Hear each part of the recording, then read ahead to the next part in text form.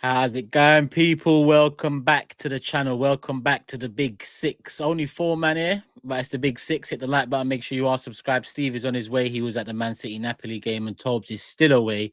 Fuad was meant to be in, but he's had to do something else. So really and truly, Tobes didn't sort out a deputy in his place. But we'll talk about that, off camera and see what we need to do on that subject. Matisse? Question.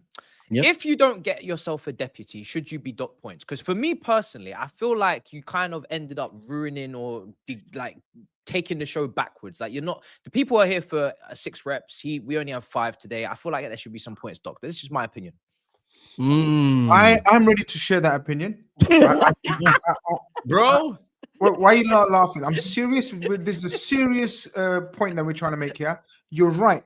There's no lack of urgency on Toby's facts. Right? There's no lack of there's no acknowledgement of responsibility on Toby's side. Yep. And there's way too many holidays on Toby's side. So what I can believe. I'm backing that. Yeah. And Fuad did give him early notice that he has to pull out of tonight's show. So it's not like it was a last minute one and we can put the blame on Fuad. He gave us or Tobes the heads up. We'll talk anyway. We've got a bit more to talk about as well on that subject or similar subject. Hopefully you enjoyed the last show, people. You saw the prediction table at the end. We're going to bring that one back up real soon before we get into predictions for game week 5.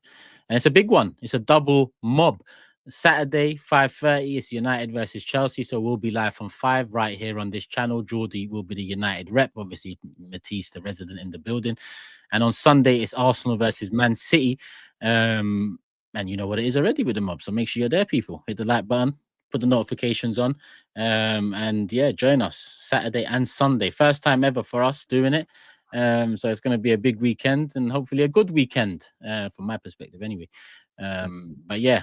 A solid week of European action, 6 Premier League clubs in action. Bro, yeah, man.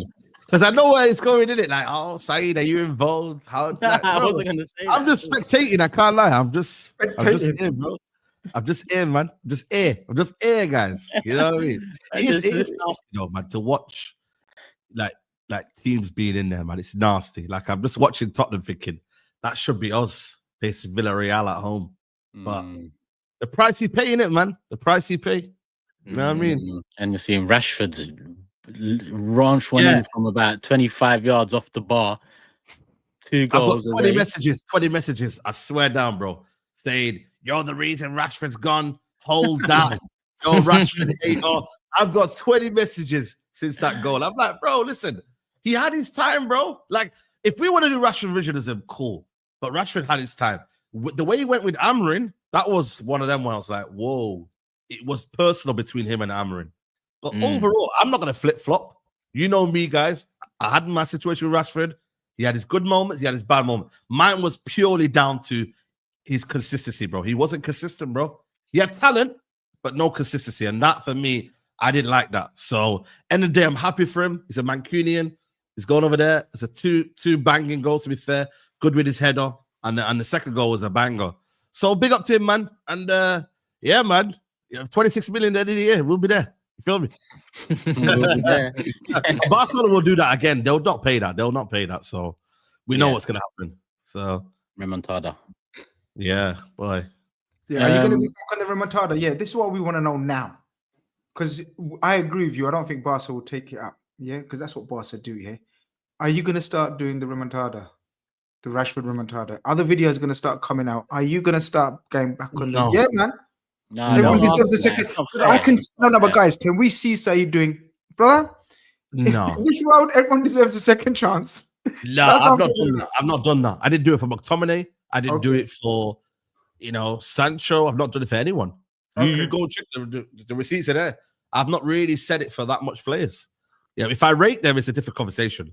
If Amad Diallo was to leave, then it'd be different. If another player that I rate, it'd be different. But it's not many players that I've really kind of said. As far as you're concerned, it's over. Yeah. More than you can believe. It has to be. But for me, that's for me though. I'm not speaking for the United fan base though, because there are a lot of fan base. I hear that. I hear that. Right now, I'm talking to you. I just want to know Europe. I would no. For me, no. I've got Mbeumo and Cunha. I'm happy. Okay, no problem. More than you can believe. It has to be like that. Yeah. You've invested like too much money on what you've just purchased and bought. You can't be reverting back to. You just have to let him enjoy his escape.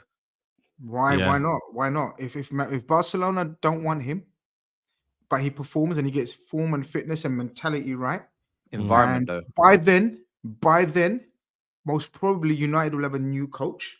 So Maybe, if an issue, yeah. all right, whatever. So if it's a new coach, new mentality, fresh, he's a Manchester lad, right? And especially if Barca don't want him, he's going to think, yeah, I can't be getting ragdolled again and again. Then Man United, why not add Rashford to the Cunha and Bremo? I just don't think it's the manager solely. I think it's also the club. I feel like the club as well. Yeah, I think it's the time. It's expired. The time has expired, now. And the wages as well, financially as well. Yeah, you're right. I wouldn't rule it out. Yeah, all it takes is a new manager, a top 8 finish, and then new manager. Come and talk to me. We saying Rashid. Yeah, that's all it takes. That's all it takes. That's Tuchel, not United. That's Tuchel. I'm sorry, we're gonna have Saeed making videos again. I'm putting it out there. Bro, right now. I'm just putting it out there right now. I mean, it might be an AI version, bro. It won't be me. You know what I mean? Because you know what the AIs are doing right now, bro. They're active. But it won't be me, man. But listen, good luck to him. The biggest thing for him, though, was that Tuchel was there, man, watching. So he's writing notes down. And to be honest with you, Gordon wasn't great, man, if I'm being honest with you. So the left-hand side is there for him, man. If I'm looking at the left-hand side for England, who's really got that position locked in? No one. Not really anyone, is there? So Rashford might be the one that could take that spot for the World Cup. You know what I mean? So you have to wait and see. Two very good finishes, but very different finishes as well. Different, yeah. When it was time to criticize Rashford and poor performances and down in tools, we did that. But that performance today, I mean, bro. Yeah, that was a very, and I know it hasn't all gone rosy for him at Barca so far. Yeah, but listen, all eyes were on him today. Not just Tuchel's; it was Champions League football. A lot of our eyes were on him. Bro, they were booing him. It was tough ground. Yeah, it was tough ground. They were booing him. You know what I mean? And they were doing all sorts, man. And listen, he dug out Barcelona when Lewandowski was poor. There's a lot of players that weren't great today for Barcelona. He stood out, second half especially. So yeah, man, big up to him, man. And let's see what he can do, man. Still a long way to go, man, because everyone can have their purple patch in it. Let's see how he kind of carries on. Yeah. All right, cool. Let's get into it. I mean, five of the big 6 played in the Champions League. That was the Newcastle Barca game out the way. Rashford had a part to play in that. A few W's, 1L. Yeah. Well, some W's, some L's. Where do you plan on starting? Well, there's 1L there. Looks a bit lonely, so we might as well, I think, get that one out of the way. Lonely, I am so lonely. Yeah, I mean, wow. What can you say? Welcome back. You know what I mean? This is a different type of UCL. Different type of UCL. You know what though? You know what? It's one of those ones where it's a marathon, not a sprint.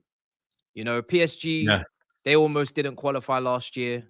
They sorted themselves out first half of the campaign to the second. We didn't look like we were going to win the Club World Cup when we were losing in against South American team. We managed to sort ourselves out. So I've calmed down now. I wasn't really angry. I was just disappointed. You know what I mean? You know them ones where you feel like you didn't really leave it all out there, whether it's the manager with the late changes.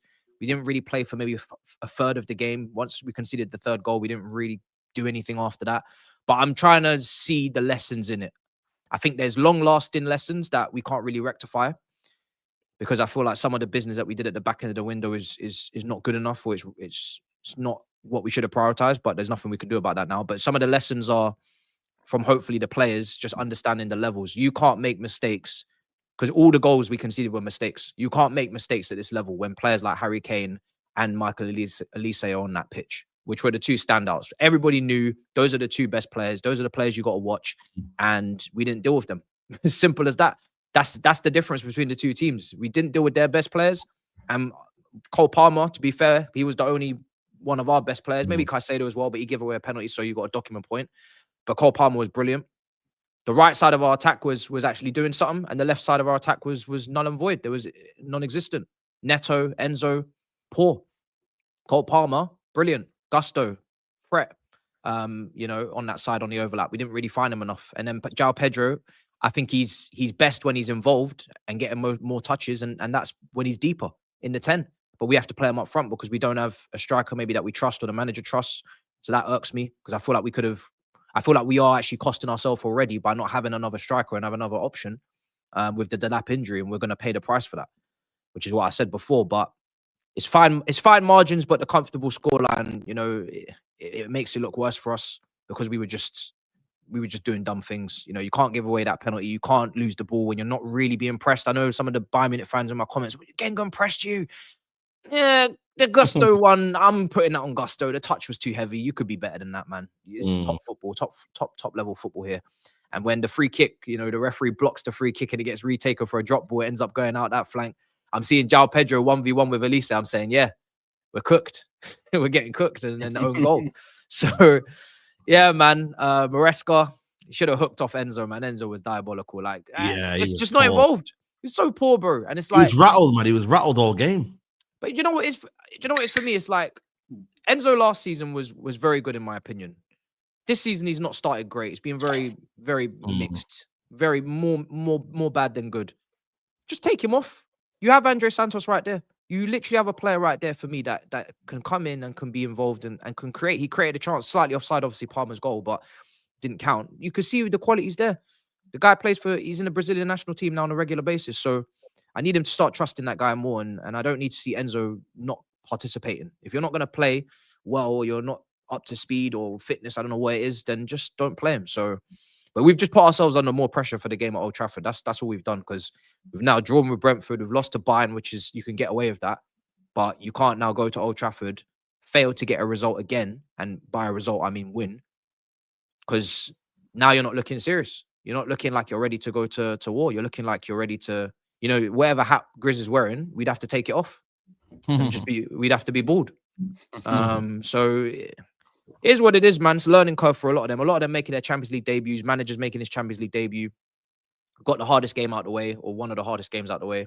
It's not panic stations, but we've got a lot to learn, man. Got a lot to learn. That's what I was going to ask you. Is that the hardest one of the lot? Barcelona at home's tough, but it's difficult because I think Barcelona at home I'm relishing because obviously there's a bit of rivalry there, and it's at home. I think our crowd will go crazy for that one as well. So I feel like we could have a little bit more of an edge there. Whereas if you go away to the Allianz Arena, it can get long. So yeah, even though there was so many things we could have exploited in that game in their defense, man, they weren't really that special. And people think I'm salty for saying that, but we were in that game for decent spells. But we just did stupid things. Chalobah diving in, tossing isolated, just doing dumb things, man. So it is what it is. Not from 63rd says, I got beef with Matisse from one Chelsea fan to another. You hyped us up way too much, knowing we're playing Tosin and Gittins every week. Come. So I'm going to ignore the comments now. Why? I'm going to talk to you four. You can't win as a speaker of your I know. Because these men are telling me I'm doing too much. I'm trying to set a standard that I believe we should be hitting with what we have spent and what we have acquired in all of the years past. Now, I'm trying to hold us to a certain standard. And by that, I'm backing the team to perform and to reach that standard because we've got players that deserve to be in the title race because they're the quality. And we've got some stragglers. I didn't ask for the stragglers to sign the stragglers. When I was saying they were stragglers in the videos when we were signing them, this guy's not really ready to start. He's a squad player. We shouldn't really get Garnacho. We shouldn't really do this. We should get this. We should get that. No, you can't say that. You got to support the sporting director. You got to support the club, back the club. We need more people back in the club, Matisse. We've got all these ops, all these rivals slating us. You need to back us. You need to defend us. Lord and behold, I start defending us. I start backing us. I start supporting us. Yeah, we're on smoke. We're going to war. Let's do this. Couple results. We need to start protesting. This is a disgrace. The team's shit. You're doing too much hyping. Just shut up, man. Look now. What do you want from me? What do you want from me? Should I shush? Maybe I should just not speak because it doesn't matter what I say. It doesn't matter what I say. I said it already. I wanted a proven player at left wing. because I know Gittins is not ready. Now Garnacho has to be that proven player. What can I do? I didn't spend the money. We have 6 centre-backs. People are telling me we need a centre-back. We didn't sell Badiashile. We didn't even sell Disasi. We didn't sell Tosin. We didn't sell Chalobah. We can't sell Fofana. He's injury-prone. It's not my fault we have 6 centre-backs, and because of 1 centre-back injury, we don't trust any of the other 6. I didn't spend the money. What do you want from me? I can't say no more. He's got a point. No more, man. If he's backing his team, and listen, I get the point about the centre backs. That is an issue, but listen, Chelsea got to do something this year. And if you shy away from the expectations, then you're not doing justice for your team. So I don't think Chelsea had to do something this year until the fan base on the whole, not Matisse, on the whole, and as a club suddenly thought they had to do something, or they almost entitled to do something because they're club world champions. I said, fuck that trophy. Don't mention that. Focus. I thought they would rival the top 4 for it, definitely, but never in a league race, if you know what I mean. Yeah, and win a domestic. But they hype themselves up so much now, and he's right. It's confused thinking. There's always sections in fan bases that either do too much or too less, if you know what I mean, like ops of the club even. But I think the Chelsea trajectory, from my point of view, was consolidate top 4, even 3rd. You know what I mean? Like, I think top 2, I'm just saying my predictions are still top 2 will be clear, and then I think it'll be a little gap. I think now you then win a domestic. But they elevated themselves to that's the minimum they should be doing, right? That should be the minimum they should be doing, right? But the thing is when we're talking, we have to talk about context. I said the window at the end was poor, and my confidence dropped a bit, but I'm still going to go to war because I'm here to fight. I don't need world-class players in every position to have a bit of chest. But Chelsea had the capacity to be a lot stronger and a lot more serious this season if they took that transfer window more seriously. Now, for whatever reason, they signed who they signed because of UEFA restrictions, or they couldn't get certain deals over the line, or they couldn't get certain positions, whatever. That's their business. That's actually their business, because they are in the restrictions because of themselves or whatever. So I'm not going to keep hearing about it. PSR every summer, there's always an excuse as to why we can't do what we need to do. At the end of the day, Chelsea have got enough top players in that team to sprinkle a little bit more and to be up there. If you don't want to do that, that's again your business. I'm not going to encourage that behavior because I want to win. So from my perspective, it's you can cross the I's and dot the T's, and then you can be involved. If you want to keep pissing around and taking risks, and hopefully some of the risks take off and they pay off. But at the same time, risks are risks for a reason, So I'm very surprised. I'm very surprised that you didn't address the centre-back scenario, especially once Cole. You should have gone all out and made sure you got someone of renowned value and sort of level. Because you're not, look, I don't want to sound like, remember Alan Hansen said you're never going to win anything with kids. You're never going to win a major trophy with Chalobah and the other fella, centre-back. Tosin. But you know what? Do you know what? Tosin and Chalobah centre-back. You're not going to win one of the majors. But this is the thing, right? Chelsea sold record sales. That's not me. But none of those 6 centre-backs. That's mad. Exactly. So it's difficult for me to say, oh, we needed to sell more, because the amount we sold was more I thought was ever possible. So that's why I parked the centre-back situation, because I said we have too many centre-backs, and I know we're not going to sign one because we need to sell more. And we sold so much. I can't ask for 400 million sales. That's just not going to happen. So I moved my attention to the positions where we actually numerically didn't have enough players, and I said just get top as much quality as you can in those positions. And if you're going top heavy and your attack is better than your defense, then so be it. Brendan Rodgers season. So that was my logical kind of way of going about it. But look, at the end of the day, it's 5 games. That's what I'm going to say as well. You think I didn't watch Chelsea lose at Bayern Munich when we had teams that were ready to win the league, or this can happen. So then there's going to be people that are overreacting now, and just wait. Let's just give it 10 games, give it 20, give it Christmas, make more kind of conclusions. Then right now we're 5 games in. It's been a bad week. Can end it properly and actually bounce back, or you can keep messing around. It's up to the team, but I think again there's quality in the team. We can definitely go to Old Trafford and win. So I'm still going to be predicting a win. I'm still going to be excited for the game. They've not broken my spirit. You know what I'm saying? So it's Bayern Munich away, man. Everyone can lose at Bayern. It's not. Yeah, people forget Bayern are a good team, man. At the end of the day, yeah, they're cool. They've dropped off in terms of quality in certain areas, but still Harry Kane, still Elise. Elise was quality yesterday. You feel me? They got Diaz, even though he was quiet, man. So they still got quality, man. Still got. Like, they're not like a rubbish team, Bayern Munich. Like it's not it's no biggie to lose to them. It's the first game. If they click, they can win the Champions League by Munich. Like, they attack. Yeah. I mean, and that's without Musiala and Davies as well. Yeah.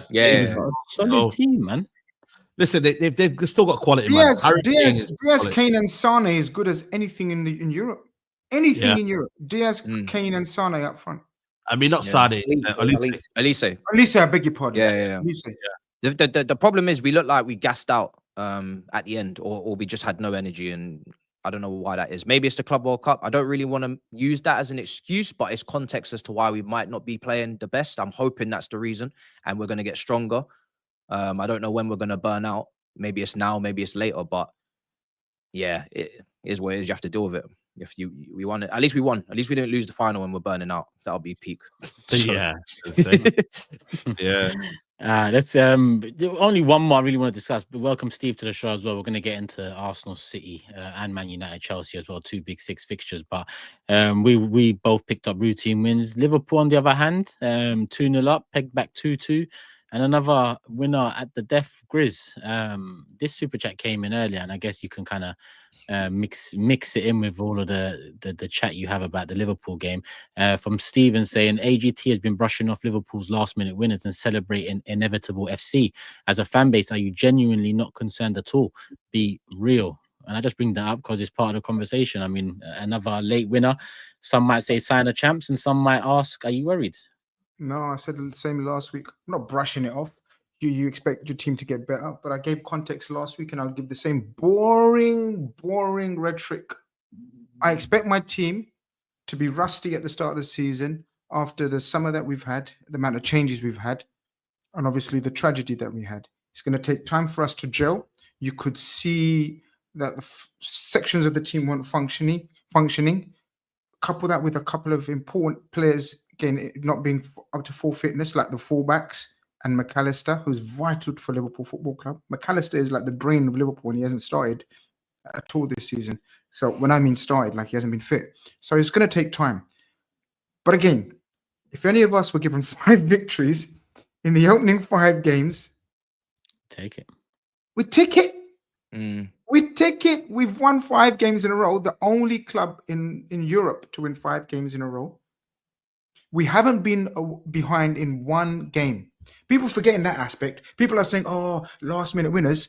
We haven't been behind in 1 game, guys. So we're doing elements, 75% of things right by taking the lead. And I'm not worried. The best is yet to come, or better is yet to come. And it's for other clubs to make sure they're catching or staying in within hitting distance of when we do have a dip, or if we have a dip. So if this is our dip and people are criticizing us for only scoring, only winning games in the last minute, I bet you wish you were all in our position right now. And that's the way I have to look at it, because that's the reality of it. Isak, I don't know if you want me to go into the game like on thing, but I was very, very, very encouraged by the link-ups improving. Wirtz looked a different player. Salah looked a different player. And Isak only played 50, 60 minutes, first time ever, but you could see he's a footballer. You know, one of those guys that we know is a footballer, and you pick him in a 5-side, 6-a-side, you say, yeah, I want that brother on my side. Isak's that guy, you want him on your side. He knew how to relax the ball. Oh my God, his touches, but he's not even 60, 70% fit. So it is what it is, man. I'm very happy with the situation so far. And we've got an interesting Merseyside derby on the weekend. But as far as the Champions League games go, does he start that one? Atletico Madrid is wild. Always, we know that Simeone, whether it's this season, last season, whatever people talk about, oh, it's not the same Simeone. He always turns it around. He always comes good in the end. That scrap in the end, man. What actually happened? Do you know? Like, because it's just. He's that type of manager, isn't he? He's very volatile. You guys all remember the image that he done when days win or whatever. Well, you know, you have to, like we say on the thing, if you give it, you have to be able to take it. And that goes with these people as well. If you give it, like he does, he's very active with the crowd.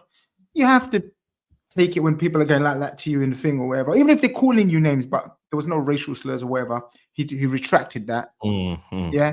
It was just people calling him a whatever they were calling him and sticking two fingers up and whatever, blah, blah, blah in his face. Because apparently he celebrated when they scored the equalizer. So it's nothing really. It's just Simeone, normal Simeone. But yeah, man, atmosphere was wild. Isak makes his debut and certain players stood up and played like demons, man. And none other than Gravenberch. I said to you lot in the chat, I said, yo, are you lot watching this Gravenberch masterclass? Yeah, it was a masterclass from Gravenberch. And I think a couple of you laughed when I said he's top 3 midfielders in Europe right now. And I genuinely stick by that belief. I think he's in the top 3 right now. I can't think of 3 midfielders, central midfielders better than him at the moment playing football. So, but yeah, I'm good. I'm not, back to that super chat, I'm not worried. I'm not panicking at all. Does Isak start for you against Everton? We're not getting into that now, but I just want to know because he did come on and he looked neat. But yeah, does he start? Yeah, it's a tough one. That's a tough one. Start on Saturday. I don't know, man. I don't know. I'm not sure. What's tough about it though? Huh? What's tough about it? Ekitike is fully fit and scored 3 goals already for Liverpool, man. Don't give me that. I mean, you can see the difference between Ekitike and Isak. No, you can see the difference. You can see the difference. I ain't gonna lie. Isak is Mr. Relax the ball. I'm telling you, he's such a nice footballer. When he's on your side, you appreciate him more as well than you did at, or I did at when he was at Newcastle. It's natural. When man's on your side, you appreciate his skill levels. All right, calm down. Win the league. You best believe you better win the league. But anyway, that's a different story. We all must. There's a different story. But yeah, okay. Now you've talked me into it. I think Isak should start. Same thing.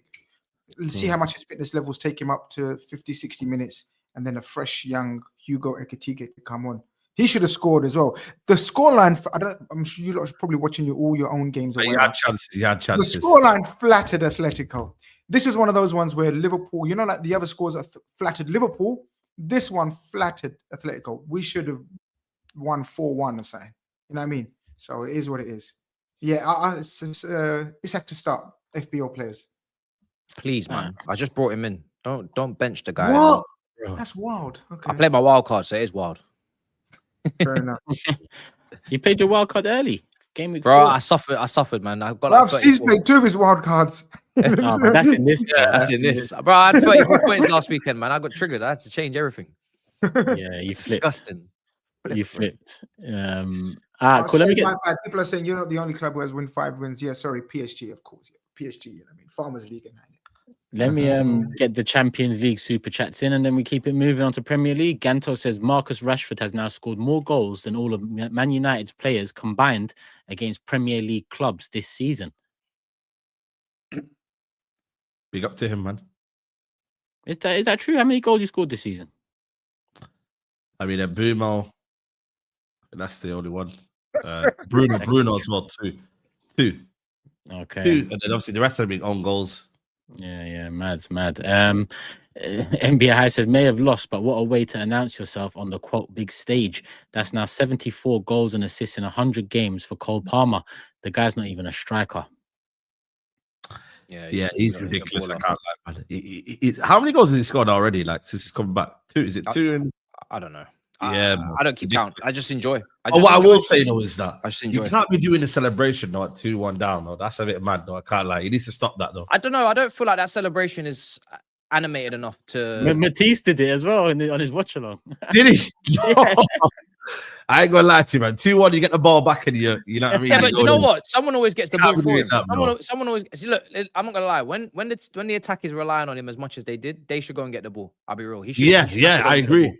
So he did his little thing and then he kept it moving. Someone else go and get the ball. You know what I'm saying? Nah, I'm with Saeed on that one. You don't do that, man. That's like you're too much focused on yourself as opposed to the situation. And this is your Champions League. But the situation wasn't like there was like 5 minutes left. The situation was I'm gonna get us back into this game. We're gonna draw. That's what he thought.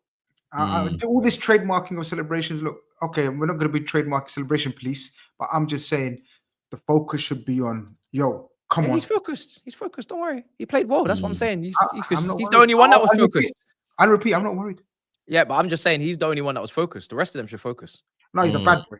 I don't take nothing away from him. He's your shining light, bro, at the moment. Like, he is ridiculous. Like, yeah, I'm backing all of that.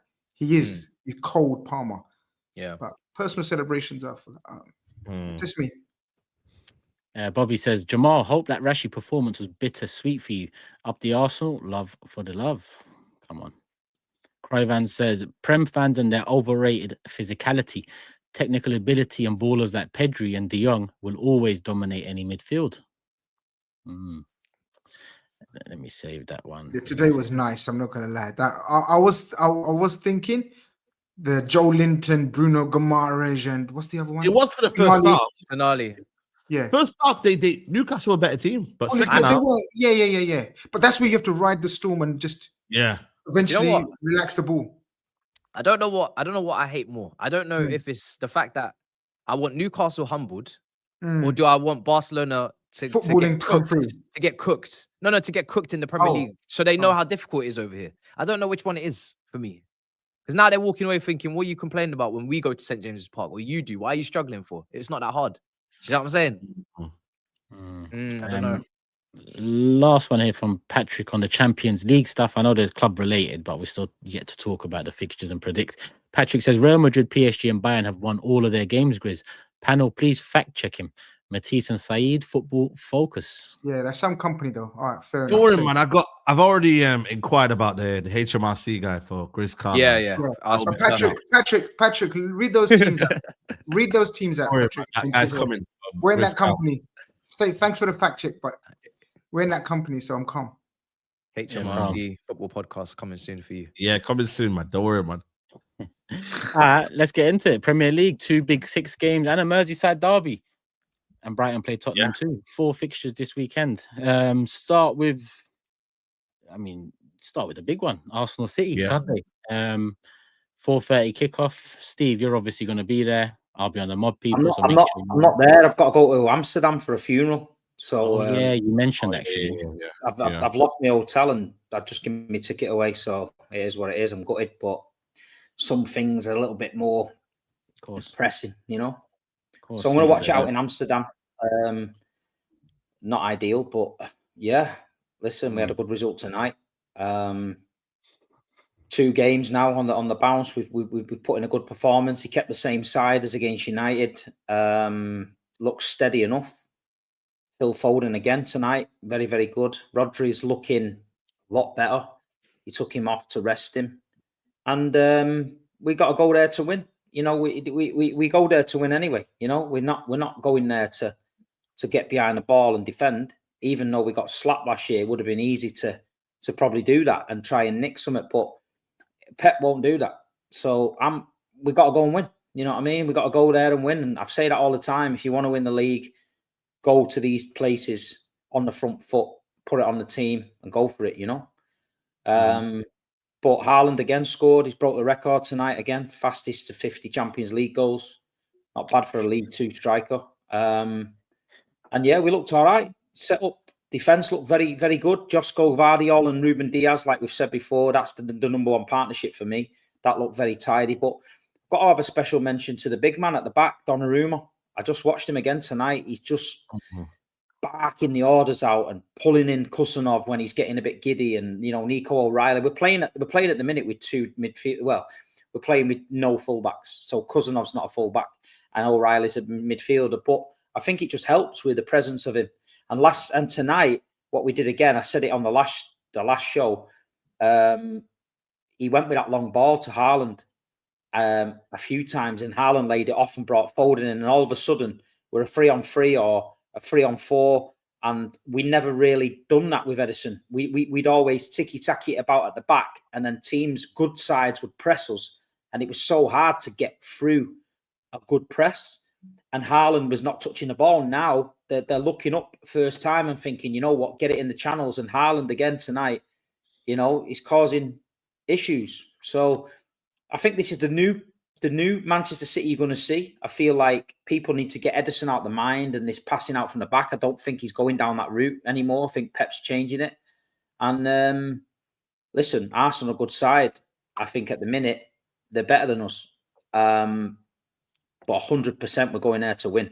If we can put it on them, fucking put it on them. You know what I mean? So I'm confident in the game, and let's go and get a result there. You know what I mean? At the minute, I don't think we're ready. We're really where we need to be, but I can see what he's trying to do, and I can feel like Man City are, people are taking their eyes off us. People are criticising us, rightly so, but I feel like we're building something, you know? I feel like they've got people identified for other positions, which maybe are not available at the minute.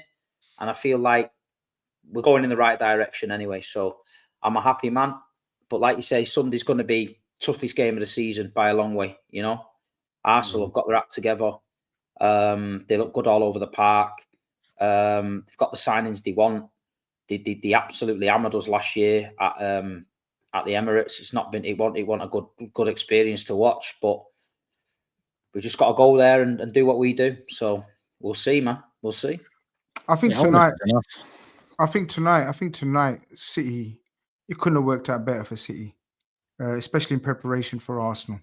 We spoke about, do you remember we were talking about City playing Thursday, Arsenal playing Tuesday? Well, in that situation, the best thing you want is 10 men. Players sent off, and after that, it was just a matter of if Napoli can hold on or not. I think it would have been a draw if it was 11v11, but obviously the one man sending off, which was obviously a sending off and everything, no debate about that. It ruined the game. Kevin De Bruyne goes off, ruins the hype, and the Man City, like you said, were able to relax and sort of rest certain players and substitute certain players. I think Sundays. I think it's the perfect scenario in that sense from City going up to Arsenal. But right now, I know we're gonna give our predictions and discussions, but I think Arsenal are gonna come. I think Arsenal are gonna win.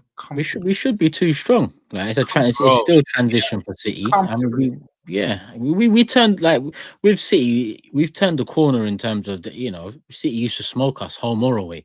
You know, it didn't matter across seasons, but over the last 3-4 years, like we have done with every big six side, we've managed to turn all of those negative results around. And with City last year, that 5-1 for me was big because it was like, it wasn't just a win; it was more of a statement sort of win, and we've just got to build on that. I'm not disregarding City or looking past them, but I do expect us to beat City at this stage. I know they're coming off the back of 2 wins, but yeah, we should be too strong, and I just hope Mikel goes for it in a midfield sense. I don't want to see Mourinho, Rice, and Zubimendi, but I know we can win the game like that because it's been proven in the past. But I'd rather him try and go a bit more expansive with that number 10 pick. If Odegaard's not available, go with a Ranieri or an Eze. And I think then it kind of sets the tone for the game, like it set the tone against Liverpool at Anfield. I get that you want to dominate that midfield, you want to be physical. Against City, because we've turned the corner, we haven't turned the corner with Liverpool. We've beaten you over the years, but never at Anfield. Do you get what I'm saying? With City at Emirates now, we've done them dirty. It's time to continue that. I think you're spot on, Turkish. I think you're spot on. The team lineups will be key. See if he goes for it. You're right. Because I reckon in seasons gone by, he would have gone with that stiff midfield against City, even at home or away. But I don't know, Steve. You said you think Pep's gonna go. I don't know. Did you say same lineup? He's gonna go for it. But he's gonna go for the same lineup. Steve, I don't think he is yet. Steve, I don't think he is. I think Steve. You tell me one game you can remember when Pep Guardiola has shut up shop. I was going to say when he used to come to Anfield, he used to shut up shop, try to shut up shop when he used to come to Anfield and go with like a more defensive setup. I'm just thinking, but I don't know how. I don't know what the lineup is or what your situation is injury wise, what he can do to stiffen it up. But I don't think he's going to go with the 4-3. I don't know. It'll be interesting to see the setups of the two teams. Do you think he's going to go with the same lineup? Yeah, I reckon. For me, I'm looking at Gyökeres last season, what he did to City at Sporting. I'm looking at what Gyökeres thrives off, what he wants to do, which is running behind. I'm looking at Haaland and what he wants to do, which is running behind. They had less possession than United. I know the circumstances changed. You 2-0, you started giving them the ball. Maybe you want to sit in. But City, right now, with no Cherki, no Mamouche, they're better when they sacrifice a bit of possession, sit a bit deeper, and just let Haaland run. If Haaland's going to get the best out of this Arsenal defense, which he never seems to do recently, he needs to run into space. There's no point City coming on a fake ego thing, coming into the game. Let's have the ball, and then Arsenal sit in their box and defend as they're going to do, and then they just break on you and win. There's no point in that. If you want a result, then play to your strengths. We had Simpson Pussy at the back against Lisbon. We were in that terrible run where we were fucked. One ball from the back to the front would kill us. Like you say, at the minute, we're playing different. Tonight, if you look at the sending off, it's come from a long ball up the pitch from Donnarumma. Haaland's laid it into Foden. Foden's done a quick 1-2 with him, and he's gone past the defender and brought down. That doesn't happen under Ederson, by the way. Ederson lays that to Diaz. Diaz passes to Gvardiol. Gvardiol passes to Kuzanov. Back to Ederson. Slow. This is what I'm saying. So what City are doing now is, I've seen it tonight, they're looking for that fast outlay. And that Donnarumma, you can tell he's been told, if it's on, do it. And it's not a Pep Guardiola way that we're used to, but I think this is his plan now to change it. And we had some success against Arsenal with that plan in past, where we've locked it long to Haaland. He's banged it on his chest. And there's one thing when you notice with Haaland now, I said it weeks ago, he is not wrestling with centre-backs. He's standing 7 feet in front. So what you're going to see on Sunday, I think, he ain't going to get into tangles with the Arsenal centre-backs, because that's him out the game. What he's doing now is he's standing a little bit off. So the centre-backs are thinking, right, do we go in there and try and engage with him, or is he dragging us into places where we don't need to be? So tonight, Napoli just thought, you know what, he's all right there, leave him there. Big mistake, because he's getting involved in the play, laying the little 1-2s, he's moving. So it's going to be an interesting game. And like you say, we're not where we need to be yet. I can still see little gaps. Nico O'Reilly at left back, he's not a left back. I think Arsenal are going to exploit that at weekend. They're going to think, you know what, let's get at him. He can get a little bit carried away, he float into midfield a little bit. It's not his position. Arsenal, I think, will try and dominate the midfield. What I will say is tonight that Rodri was very, very good. He looked a little bit rusty against United. Tonight, he seemed to move a little bit better. So Pep took him off. He's key. And Haaland's on form. If we get chances, he's on form. There's no one like him around. Even the goal tonight, it was just perfect. The little dink in from Foden. And Foden, again, last 2 games he's played, he looks like the old Foden. Do you know why? They're giving him the ball in the pockets. Giving him the ball. Give him the ball. Be brave. Give him the ball, and you'll get the best out of Foden. And like you say, City just go there and win. We're Manchester City. We're not fucking Brighton. We're not like someone that's got to go there and like shit ourselves. I'd rather go there, and have a go. And if we go there and have a go and we get slapped, fair play. I'll come out the ground, whatever. I always think, you know what, we had a go. Like, I've seen Arsenal come to City and be frustrate, get a point. And then I've said to you after the game, they've been celebrating this point. And I'm like, no, you want to win the league. That's not a good point. And it's like we City, we got to win.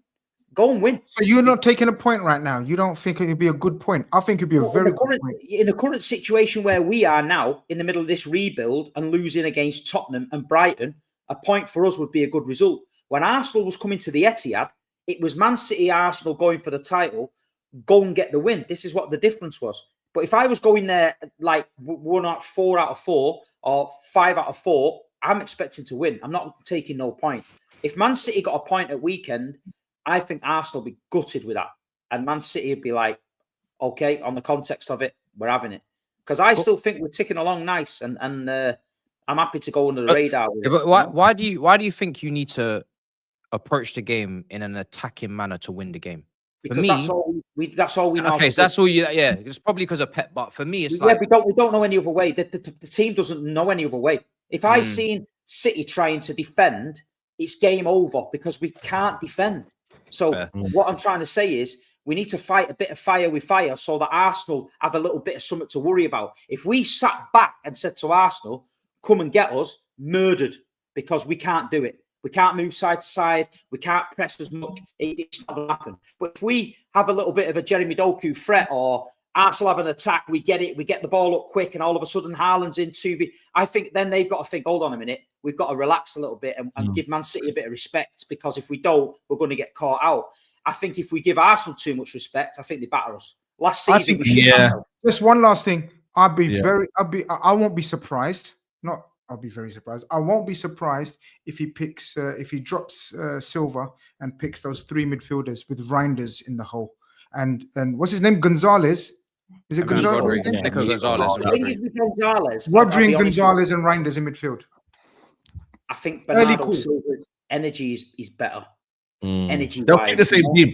It'll be the same team, man. He wants continuity. But I'm looking at this point of view of, if we get to 70 minutes and Bernardo ran his bollocks off, and City can sense something, or we've rid our luck a little bit, I can see him bringing them on then and thinking, you know what, we'll take this here now. You know what I'm saying? But if you do attack us, if you do attack us, it's a good opportunity for us to start showing this, this fast flow transition, the counter attack. Yeah, because I think, like you said with O'Reilly, I was already going to pinpoint him because Madueke's had a couple good games, and if O'Reilly does give him the space, and he isn't even there in the position, I think Kusanov, I think Eze can get at him. I know Kusanov has pace, and I know he's robust, but I think Eze can get at him. So if you don't take the game to us, it suits Eze, Madueke, and Gyökeres, in my opinion. Now the midfield we pick will be key because like Spain have a Pedri, and that's why their transitions can be so quick, and he can. If we play in Ranieri or maybe an Eze through the middle, give Martinelli his place back. He came off the bench against Bilbao, scored and assisted. Then I think I think those 3 can thrive in attack. But again, if we go Marino, Rice, and Zubi, that kind of limits how quick we can transition. Listen, is Odegaard back? No, I don't think so. We don't know yet. We don't know. Because you're right.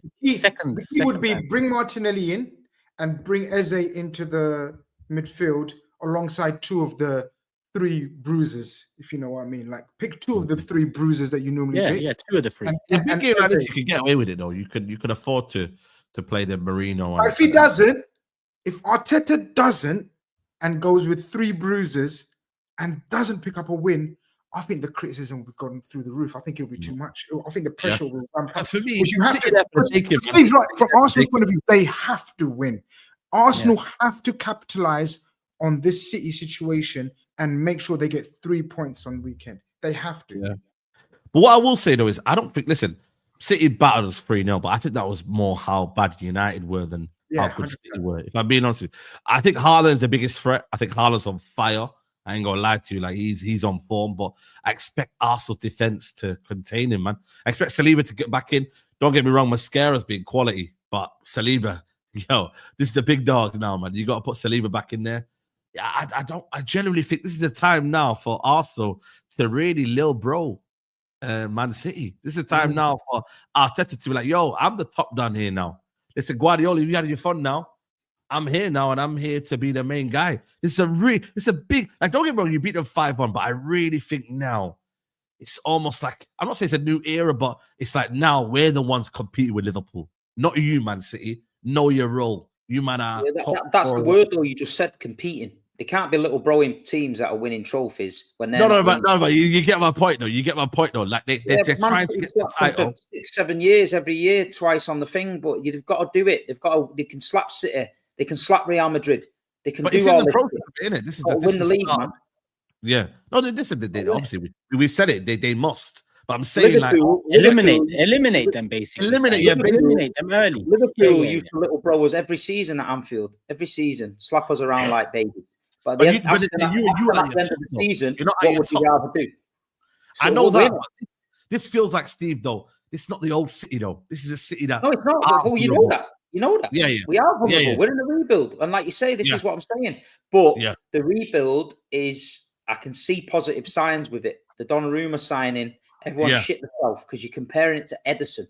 We've lost this, we've lost Gundogan, Akanji, Kevin De Bruyne, you know what I mean, Ederson, and they're all big parts of what we've done, with a treble and stuff like that. And then people shit themselves and thought, shit. So we've had to replace them. And it looked dodgy. We started dodgy. Have Manchester City started dodgy in the past? Yeah. Bad. Worse than this, but we just got to get it right. And I feel like at the minute, I'm seeing little things where we're trying to put it right. What I will say, what I will say, Steve, though, I remember like a couple of times, like David De Gea will go to a ground and then will soak up pressure and boom, he's the main guy. I think Donnarumma could be that person where they're getting battered, Man City, and they nick it with a Haaland. So I generally think Donnarumma signing is so crucial that City could get battered, but they know they've got Donnarumma there. He could have a masterclass, and City go on the other end, and you know what I mean, and just get a winner. Turkish used a wicked word, but it's stuck in my mind, because I wanted to ask. Turkish said we need to eliminate City. Yeah, I think what he meant out of that was if they win, Arsenal, what do we think? Like that would be 3 defeats out of the opening 5. Is that City out of the title race? I'm just putting out. I don't believe it. I don't believe it. But I'm saying 3 out of the first 5. That's 3 defeats out of the first 5 league games. That's big. That's big. The race don't start till. No, the race don't start. I don't agree. I don't think it is. But how many defeats can winners? How many defeats can a team like take like through last 10 seasons? 5, 6. It's not good. It's not good. It's not good. We're capable of doing what we can do, but at the minute, you know, we just got to keep going. Like you say, we could be sat here talking about, you know, Liverpool could have drawn at Burnley, you know, things like that. It just the league's just getting going now. This is what I'm saying. It's just getting going. These international break broke it up the other week. Some teams need the break, some teams don't need the break. And like you say, now we're getting into it. You know, we've got some good games coming up, and we just got to we know where we are. As a Manchester City fan, I know where we are, and I know what we're doing and what we're trying to do. And I'm not going to come on here and tell you we're going to beat Arsenal 5-0, 4-0 like I used to do, because I genuinely believed that at the time, because the team was brilliant. You know, I'm going to come on here and say, let's go there and fucking put it on them. Let's put it on them. We know where we are. Let's put it on them. We've been brought up under Pep Guardiola where we got to go and put it on any team. And I'd be disappointed if we didn't. I couldn't sit there and watch Manchester City go and shit themselves and put 10 behind the ball. That is just not what we do. So go there, put it on them. Let's have a game of it. We've had a good few ding-dongs the last couple of seasons, a bit of the stay humble and all that shit that we've had. Let's go there and put it on them, and let's see what happens, you know? Yeah. See what we're all about. The theme of this game is put it on him. I think that's going to be the put it on him. Stick it on him. Put it on him, man. I want to see Cousinov with a pet. I want to see Cousinov rattling a few cages. I want to see Big Earl getting into scraps. I want to see Rodri mixing it. You know, I want to see them having a go at us. The crowd up in the going for it. I want to see a good game of football. You know, I'm gutted that I'm absolutely devastated that I'm not going to the game. But on any other circumstances, I'm there. Yeah. I've lost a fortune, but listen, my friend passed away. I've got to go there, so I'm going to watch it in Amsterdam. Probably be out with Arsenal fans, but hey ho, it is what it is. But I'm just looking forward to a good game of football. I've got that feeling. I always talk about it, and people go, "Oh, you're talking shit." That feeling in your chest where, yeah, man, it's a fucking game. Let's have it. And that I fancy. I'm looking forward to it. I am. Let's have it. And there's a clip right there. Does anyone here think so City can pull off something? Yeah, you never write off City. Got the quality to, man.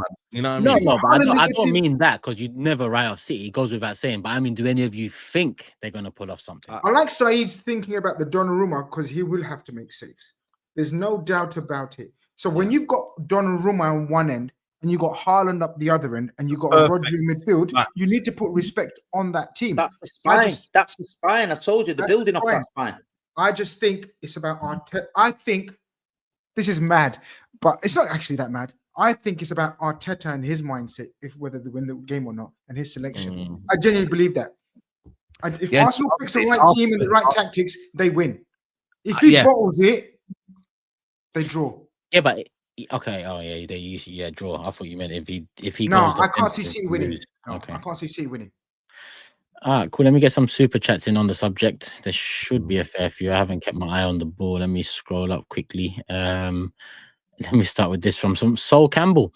Had a horrible dream last night. Spurs took Saka and won the league unbeaten at our ground while celebrating in front of our fans.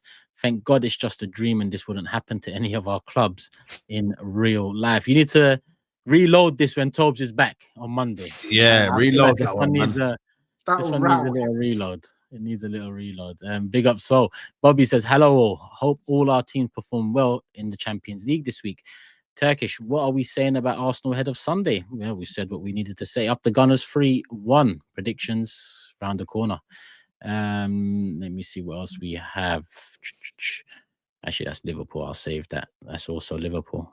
Oh, that's a good question. I'm going to save that for the end. Just AJ says, City look good tonight. Gives me confidence to take the game to Arsenal this weekend. Come on, City.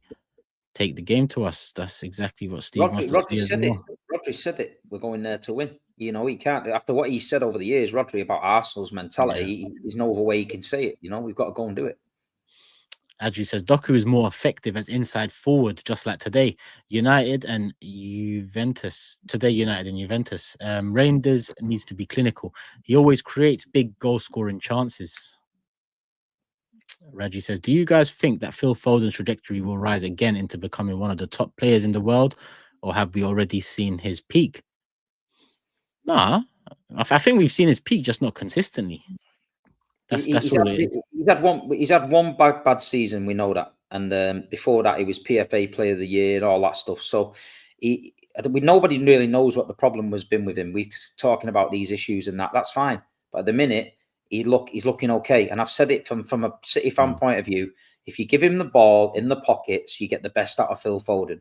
If you shit yourself and pass side to side and Phil Foden don't get the ball, he's not going to play well. That goes with any great player.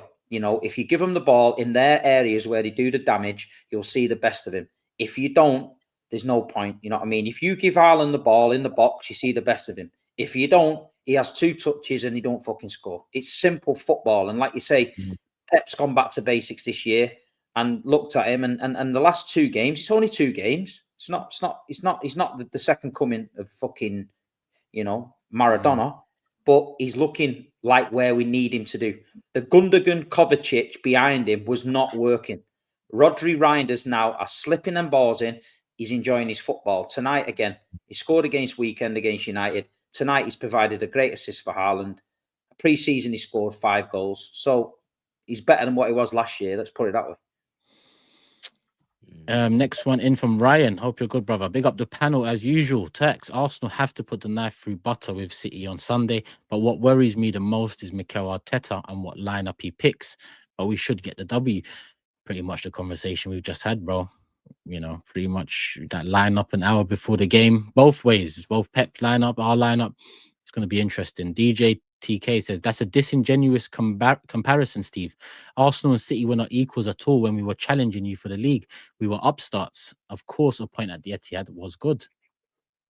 You wasn't equal because we were winning the league, so you wasn't as good as us, but you was challenging. So going to your title rivals and sitting behind the ball and shitting yourself to get a point and then celebrating it is the reason why you didn't fucking win the league. Thanks for the 10 quid. KK says, Liverpool are mentality monsters. Never say... Oh, this is a Liverpool super chat. I thought I'll save this one for later, KK, when it's time to talk Liverpool. McCang says, people talk so much about Arsenal containing Haaland, bagged 2 in 2 last season and 6 in 6 against the club. Is that containment? And KK, oh, here's the Arsenal one. That's it. Arsenal fans are the little bros until they win something. Behave. Arsenal fans, your team better back the chat and win something, or it's dark. It will become May if we don't. But we should. Lee says, condolences to your brethren, Steve. Big up the panel. I'm looking for a great game this weekend. We must. Point blank, period. Big up Lee, contributor on the call-in show last time out. Remember, people, call-in shows, hopefully once a month, every month. Members get a chance to come on and have their say, debate, converse, do call us out, do what you need to do. And obviously the prediction league, the app is still running. So if you're playing part in that, then make sure you get your game week 5 picks in and registered before the deadline. Predictions. And you know what? Let me just double check. This is why I said hold tight on Toes, because I've already got an angle to dock him anyway. He hasn't sent in his predictions, so wow. Oh, bomba fire! As we're on Arsenal City, I have to cross his name out for this one. He cannot make it. Oh wow! What, man? He's not even thinking about us, man. Has he read it? He's not thinking about his rep replacement. He's not thinking about his predictions. I thought he was a company man. I thought he was one of the owners. Yeah, No, yeah. Steve, has he read the chat? Now, guys, I'm going to be a little bit Company, Toby. man. Has he read the chat? What chat? Has he What read chat? the message? He hasn't read it, but that's not my business. Facts. Yeah, it's not your business, yeah. I'm the host, not his dad. I shouldn't even reminded people. But moving forward, I done my bit, Toby. I ain't reminding no one. We've been predicting week in, week out for 100%. years. You got to know. Damn straight. Preach. That's it. Also, the viewers, this is also available on Apple Podcasts and Spotify. So if you are one of those people that like to listen on audio, we've been uploading secretly. So I don't like seeing ugly mugs. You can hear it. Yeah. We tend to get it out about an hour latest after the show's done on YouTube. So yeah. Big up. Come on. We're on audio platforms again, people. Not the first time, but obviously we're back. Big up Cammy, new member as well. Steve, top of the league prediction: Arsenal versus City. City win 1-0. Matisse. 2-1 Arsenal. Tobes eliminated. I'm going 3-1 Arsenal. So let me get this right. Toby's, there's no. Yeah, there's nothing. It's no results. There's no scores. Grizz. Beautiful. 2-0 Arsenal. You know, this actually started end of last season. I started doing this though. This ain't nothing new. Remember. Yeah. Saeed. I'm gonna say 3-1 Arsenal. 3-1 as well. Cool. Steve's gone for City. Everyone else has gone for Arsenal.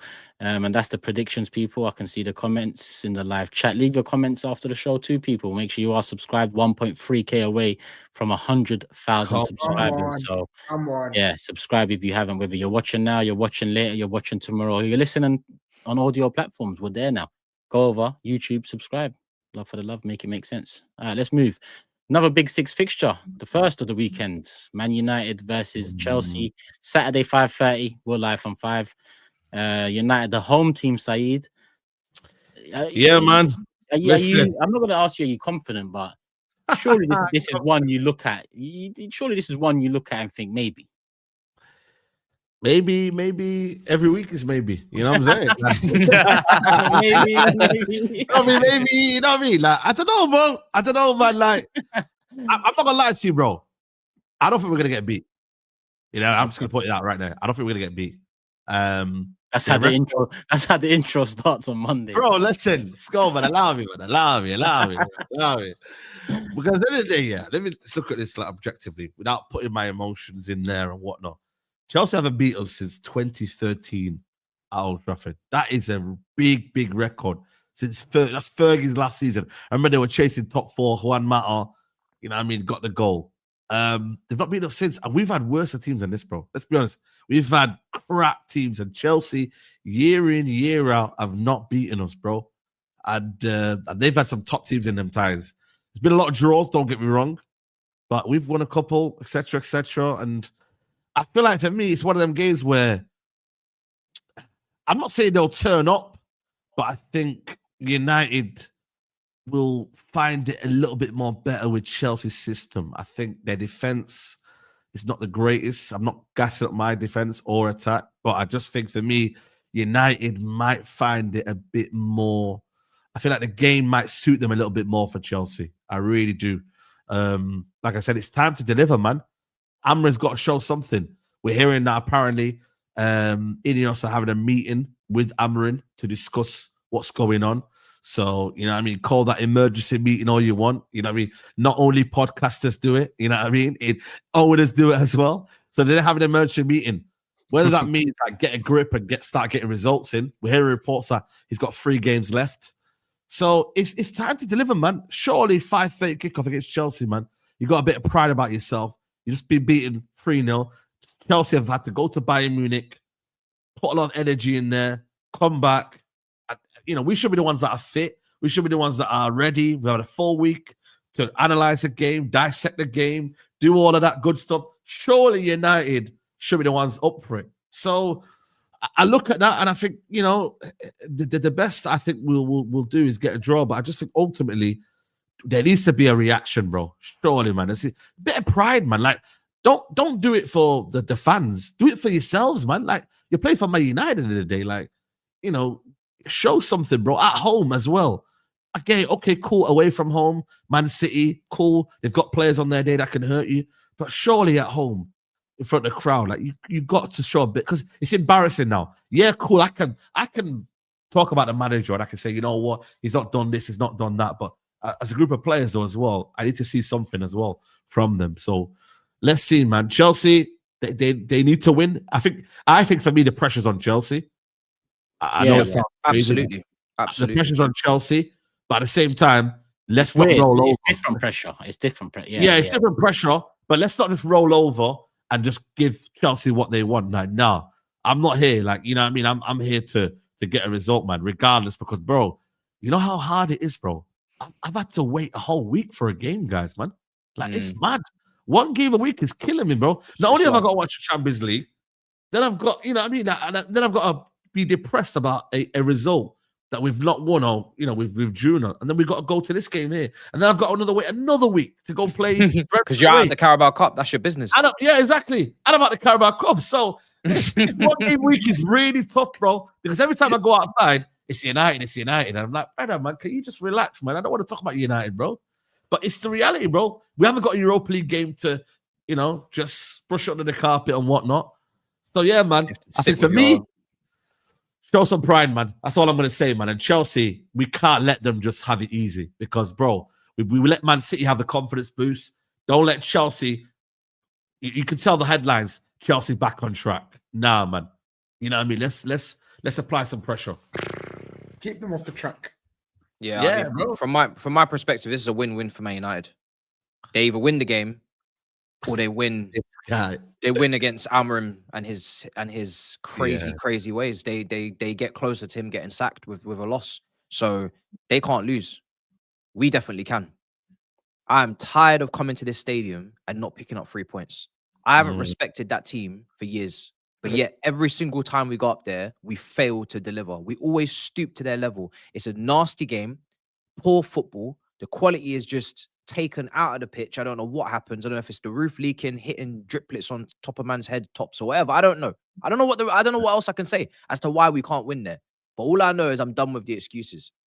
If I can't picture anything other than going there and winning, the manager hasn't been sacked. Roy Van Nistelrooy is not on the touchline. It's not Paul Scholes. It's not Wayne Rooney. It's not Ryan Giggs. It's the manager that has literally broken every single record going for the last how many months. So we have to continue that.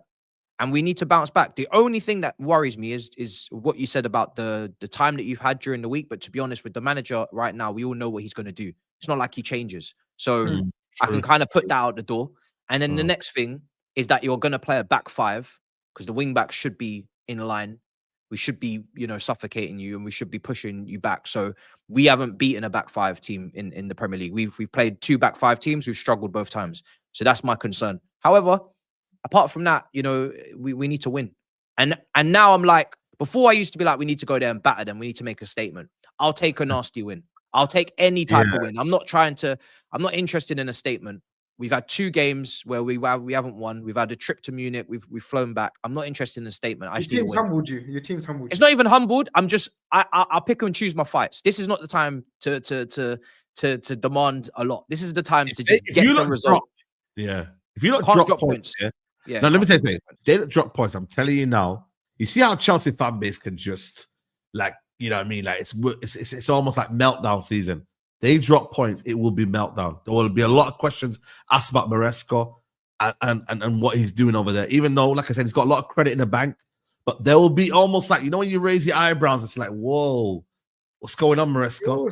I don't think there'll be a meltdown. I mean, to be honest, no, they will be. Come on. I don't know. I don't know anymore. You never know when that switch is going to go off. To be honest, you know what I mean. It's like lighting a match, but I don't think there'll be a meltdown, but I do think people are going to start to get very irritated because basically we need to show what we're capable of. I don't think we've done that.